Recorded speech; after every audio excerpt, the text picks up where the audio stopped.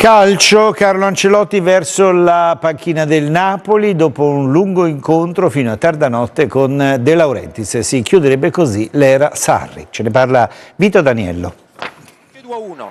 Come una partita a scacchi dove contano tattica e abilità ma anche saper giocare d'anticipo, e così ha fatto il presidente De Laurentiis, stanco di aspettare le scelte di Sarri, l'allenatore del Napoli più bello e divertente di sempre, capace di fare il record di punti in campionato ma anche di non vincere niente. Da uomo di cinema sempre attento al colpo ad effetto ha alzato la posta e virato su un tecnico dal pedigree nobile come Carlo Ancelotti, un vincente prima da giocatore e poi da allenatore e che solo pochi giorni fa aveva detto no alla panchina della nazionale. Ieri sera tra i due un faccia a faccia durato 3 ore prima che l'allenatore di Reggiolo lasciasse la sede della Filmauro con una stretta di mano che vale un contratto di 2 anni a oltre 6 milioni a stagione. La firma potrebbe arrivare nel pomeriggio, l'annuncio forse no. Ancelotti deve chiudere con il Bayern Monaco, il Napoli deve farlo con Sarri, preso in contropiede ma richiesto dallo Zenit, lui però vuole il Chelsea. In ballo ci sono clausole milionarie e penali da pagare in attesa della prossima mossa.